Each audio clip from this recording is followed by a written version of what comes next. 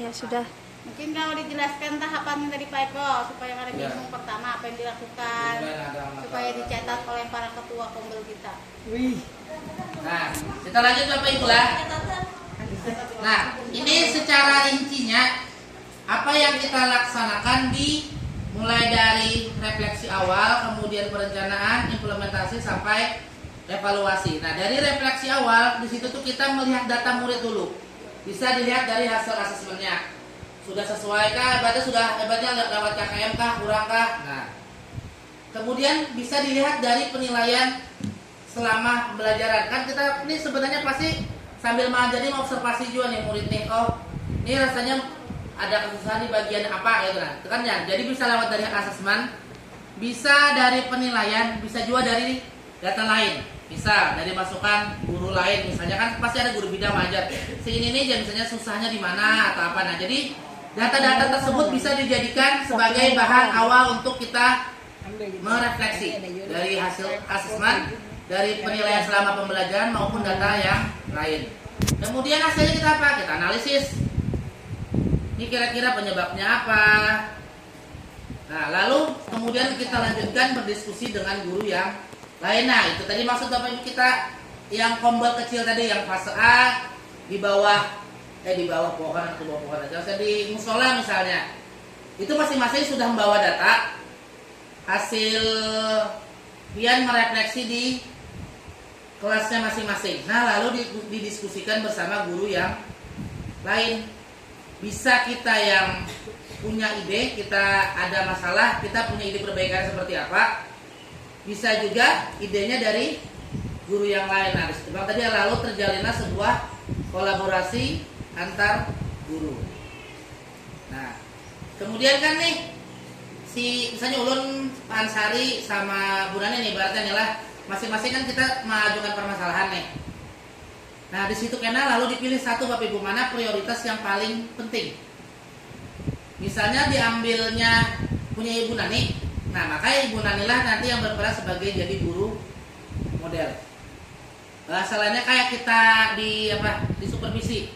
Cuman ini bukan mensupervisi melihat di mana kekurangannya kita, tapi bagaimana hasil dampak yang sudah kita rencanakan itu membawa perubahan. Nah, Ulun sama Pak Ansari jadi observernya. Atau model kayak open class ibaratnya siapa aja boleh anak masuk, anak melihati.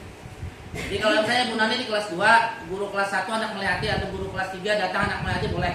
Jadi ibaratnya ada model kayak terlalu kaku, terlalu tertutup. Jadi Bu Nani jadi model, ada supervisinya kayak bukan supervisi, ibaratnya kita di mau observasi pengamatan. Itu yang lain supervisi Bu Nur Jabukan sih. Ya model kan mirip, cuman kadang mencari yang kayak kita nih sintaknya tertukar kah, terlewat kah atau apa enggak. Jadi yang kita targetkan tadi di mana, prosesnya ibaratnya seperti apa untuk gurunya, lalu sama siswanya kayak itu aja. Sudah sesuaikah, belumkah? Jadi kadang-kadang melihatikan ini jar sintaknya pian menuliskan ini jar, tapi dinyatakan ke lapangan kededa aja. Disuruh berbagi kelompok berdasarkan hasil ini nih, jadi ibaratnya kayak anak muda bersiapin tapi sih kadang. Bukan kayak itu Bapak Ibu lah mencari yang kita yang ya fleksibel jabatan kita nih yang mau observasi atau yang lain mau observasi itu bukan mencari kekurangan, tapi ibaratnya apa yang sudah direncanakannya sudah paskah, sudah dilaksanakan belum, kayak itu aja. Kita ambil satu, makanya tadi ditentukan mana yang prioritas. Ya ambil satu dulu. Nah, menentukan agenda yang paling ibaratnya kan kita gila ini rasa paling ahli ya, rasa paling memang paling susah, yang memang paling bermasalah dan paling perlu segera diselesaikan permasalahannya. Dipilih satu. Nah, lalu lah nanti ada sih yang jadi guru guru model tadi. Kan biasanya kita tuh setiap kali itu kan ada aja masalah kayak matematika aja. Ya Allah, banyak yang ada bisa perkalian, banyak yang ada bisa pembagian. Jadi masing-masing guru itu sebenarnya sudah merefleksi, cuma ada format. Nah, sekarang kan hendak diformalkan, diagendakan, ditulis. Nah, kemudian dari berbagai macam masalah, syukur-syukur umpamanya semua problemnya itu matematika kelas 3A, 3B, 3C, pokoknya perkalian masih lemah. Nah, syukur-syukur sama di situ ada namanya yang satu bahasa, yang satu seni rupa, namanya sama lah, namanya matematika. Ya, atau membaca lah, namanya sama kalau makannya di membaca. Nah, kalau sama kan malah lebih mudah jadinya. Nah, kalau berbeda, umpamanya yang satu matematika, satu bahasa, satu seni rupa, kita ambil yang paling urgent, yang paling penting, yang paling bahasnya paling kritis. Nah, lalu itu yang kita angkat sebagai masalah. Nah, jadi yang satu masalah untuk satu siklus, ada 2 atau 3. Nah, satu masalah untuk satu siklus. Nah, habis refleksi awal baru kita implementasikan.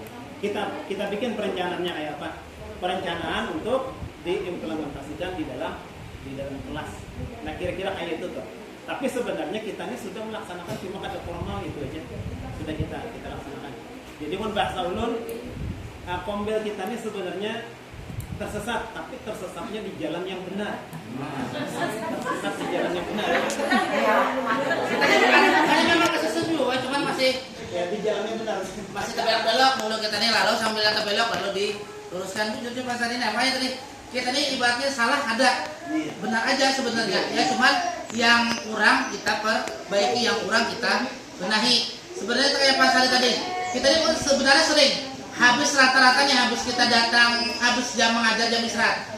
Pasti itu kan ibaratnya habis selesai itu kan kita ke kelas, ke kantor, sambil ngambil minum tuh pasti rata-rata berkisah kan sebenarnya.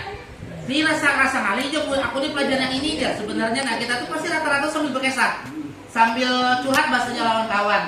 Oh boleh. Ya, nih. Nah itu yang polanya kita kurangnya tidak teragendakan, tidak terdokumen. Pastikan tuh rata-rata memang pasti selalu. Karena berkisah lawan kayak lawan besar kuning nih. Buat ulun lah buat kada bisa masalah KPKPB ya. Kan biasa kan sini kan masalah ini pakai kayak ini, nah modelnya nyaman ya, kan kayak pembagian menurun dicontohkan. Nah, seperti itu sudah kita lakukan. Sudah dianokannya dikasihkan caranya nih gini. Cuman ya tadi kita nih ya ibaratnya lalu kurang terdokumentasikan, kurang terjadwal, kurang memang benar-benar terstruktur kayak gitu nah. Jadi tinggal kita berdiri. Oke, satu aja. Tinggi, iya. Syukur-syukur umpamanya sama kasusnya deh sama. Yang di bawah matematika, kelas D matematika juga, kelas D matematika umpamanya yang matematika masalahnya kan umpamanya sama malah lebih mudah. Yang agak sulit itu kan karena umpamanya kelas 3 matematika, kelas B membaca bahasa atau kelas D seni rupa. Nah, paksanya itu kena berembuk mana yang lebih urgent untuk kita angkat sebagai pembahasan. Terus Ibu Siti dua kali. Oke, salah satu dia diambil model. Tapi umpamanya siklus berikutnya hendak diangkat bahasa sekarang bebas saja. Nah, bisa. Tadi kita rata-rata nih kan pasti mau masalah masing-masing nih. Jangan perjanjian Bapak Ibu lah. Kalau yang model perjanjian sekiranya aja aku bahas aja, aku bahas aja mencari. Kan kita renungkan dulu karena sebelum ngobrolnya apa masalah yang ada kita sampaikan. Lalu diutarakan dicari mana yang paling urgent itu yang diselesaikan. Nah sudah itu di tahap rencana refleksi awal, lalu kita lanjut ke bahasanya di tahap perencanaan.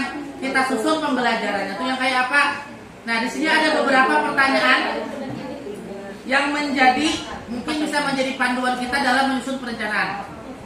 Dari saja ada masalahnya di mana. Di situ yang pertama apa yang kita harapkan untuk murid pelajari. Nah jadi yang penting ini ya pegangan anak kita sampaikan supaya anak ini mempelajari tentang apa-apa aja.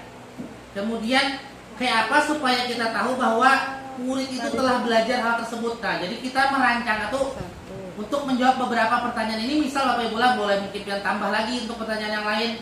Nih. Kemudian seandainya pas kita merencanakannya ada murid yang itu ternyata karena mau belajar, apa yang harus kita lakukan? Nah, jadi di sini beberapa skenario yang akan kita lakukan untuk menjawab pertanyaan-pertanyaan ini. Bagaimana kita memperkaya pembelajaran murid yang sudah mahir? Nah, jadi beberapa hal ini kita buat misalnya ada langkah pembelajaran seperti apa. Oh, ini cocoknya pakai misalnya pakai problem based learning jadi ibaratnya. Nah, lalulah modul kita yang sudah ada di olah itu kita buka. Kita revisi, bisa dari kita punya ide dari baru kayak apa atau masukan dari teman-teman tadi. Nah, lalulah tadi pentingnya sebuah kerendahan hati, kerelaan hati kita nih punya modul sudah ada kayak ini, dipadahi kawan kurang ini, ya kita terima. Dibaca itu supaya memang karena tujuan dari awal kan untuk membangun, memang sama-sama untuk memperbaiki. Nah, lalulah akhirnya nanti diimplementasikan. Lalu dirancang, nih yang sudah dirancang dilaksanakan di kelas yang guru model tadi. Nah, kemudian lalu ada observasi pembelajaran. Kemudian ada yang dari ibu siapa kemarin yang pertama, yang sidin kada setuju buatnya apa-apa, nah kita bagi ini lalu namanya berbagi praktek baik ya. Bedakan ya sebenarnya kita ini berbagi praktek ya, sama berbagi praktek baik. Arti praktek baik ini kan berarti memang benar-benar baik ya, berarti memang sudah membawa dampak yang baik, sudah ibaratnya sudah diobservasi, sudah dilihat dan hasilnya benar-benar bagus, sudah dilihat sama kawan yang lain kita post ini nah lalu yang sudah diobservasi lawan kawan, sudah diberi masukan, sudah ada dampak positif baik bagi siswa, dan itu yang kita bagikan ke rekan-rekan yang lain. Nah, disitulah yang menjadinya sebuah praktek baik. Jadi kadang apa-apa kita hanya datangnya langsung berbagi praktek baik ya. Padahal tahu di mana baiknya, diobservasi lawan kawan belum melihat ibaratnya nih. Sudah berdampak atau belum lawan siswa kada tahu lagi. Nah, jadi yang sudah kita melalui simulasikan, yang sudah kita praktekkan tadi, sudah kita beri treatment tadi dan membawa hasil yang baik. Nah, itu nanti yang disampaikan pada kata Ibu Nur tadi, nanti mungkin sudah selesai semua siklusnya, yang fase A, fase B, fase C, yang guru bidang. Jadi sudah dapat hasil yang baik tadi. Nah, lalulah ada yang dievaluasi yang skala besar secara kita keseluruhan disampaikan. Nah, di situ yang namanya berbagi praktek baik, yang dari kelas fase A, fase B, fase C. Nah, itu Bapak Ibu rencana lah bahasanya. Kalau bisa kita mulai memang benar-benar fokus perubahannya di semester awal, semester 2, karena ini pun nggak fokus tentang anak mano soal ujian. Habis itu karena ada yang menganalisis lah, memasukkan nilai hasil belajar. Itu Bapak Ibu. Mau ditanyakan guys, Ada kan kita gunakan? Kita lihat video Kalau refleksi awal tuh bujur-bujur santai. Artinya santai, jangan pelan, jangan terlalu formal. Boleh duduk-duduk, leyeh-leyeh di lantai kah, pakai tikar atau di bawah pohon atau senyaman-nyamannya lah. Dimana kita hendak mencari posisi. Sekali mengibahan. Iya. Ya, anu di bawah pohon sambil ngepaman adit.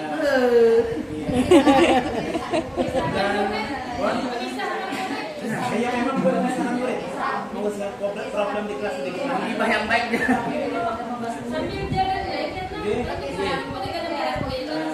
Nah, sebenarnya itu memang diinginkan dari Kumbel. Jadi natural.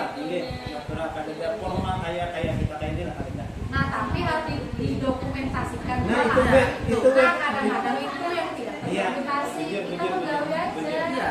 Ya kan? Berarti harus ada siap nih video dan fotonya. Ya udah. Betul. Kayak Pian. Siapa tadi tim dokumentasinya? Ini. Ibu Nak. Oh. Ada sudah. Jadi, untuk yang terfase itu berarti ditunjuk dua, kasih dokumentasinya siapa? iya. Buka tripod Anda langsung nih. Oh, bujur. Kita tripod berani lah. Ada di rumah. Berarti tiga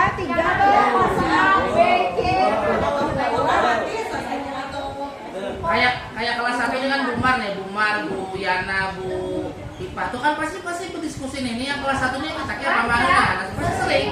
Dan itu kadang itu kan Ada terdokumentasikan. Kadang cuma kan yang tadi intinya combo tadi terjadwal, terstruktur, berkelanjutan. Nah, jadi kita terus menerus. Berarti jadi, kita jadi apa namanya? Jadi sebuah kebiasaan baik kita Sambil ada permasalahan, diskusikan, direncanakan perbaikan seperti apa, diimplementasikan, evaluasi lagi. Sudah bagus ternyata oke, bisa diselesaikan, kita cari permasalahan yang lain. Nah, kadang cuman kita nih ya tadi berkisah menggibahnya habis menggibahnya aja. Menggibah murid ya, cuman kada aksi nyata untuk perbaikan. Solusinya Solusi. Nah, disinilah perbaikannya diarahkan yang mulai yang belok-belok diluruskan. Ini aksinya kayak apa? Jadi mindsetnya lah nggak harus juga lah. Bah, terbaik.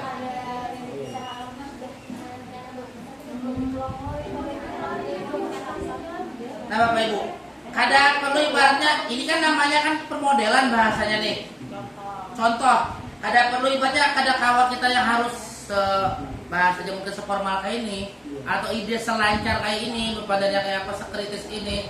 Yang penting kita senaturalnya kita aja, kita punya masalah apa, kita sampaikan, perbaikannya kayak apa. Ini kan ibaratnya apa, contoh ideal bahasanya.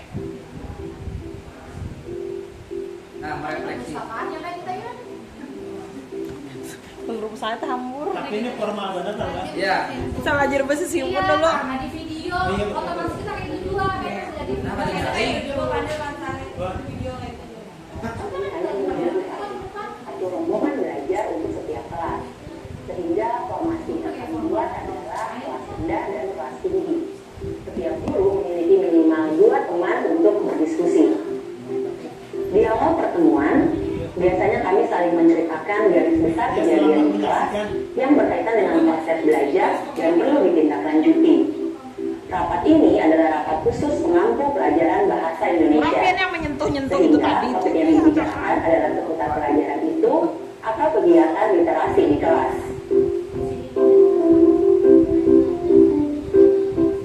Ini hasil latihan anak-anak SD 4 di minggu lalu. Di pelajaran bahasa Indonesia, saya menugaskan mereka untuk membuat tulisan kreatif dengan tema tertentu. Tapi setelah saya periksa, masih banyak yang tulisannya belum rapi. Idenya kurang tersampaikan dengan baik, kalimatnya masih belum rapi, dan masih banyak tanda baca yang kurang tepat. Padahal kalau saya tanyakan secara lisan, mereka bisa menjelaskan secara runtut. Nah, dari keresahan yang disampaikan, kemudian kami refleksikan, kira-kira tindak lanjut apa yang harus kami lakukan di kelas. Kalau dari cerita Bu Rina, berarti sebenarnya kemampuan anak dalam menuangkan pemahaman atau pemikiran mereka ke dalam tulisan itu masih menantang ya. Di kelas 6 saya juga merasakannya. Terkadang filter anak itu juga rapat. Itu yang membuat mereka kesulitan menuangkan idenya. Oh begitu, ternyata tantangan serupa juga dihadapi oleh kelas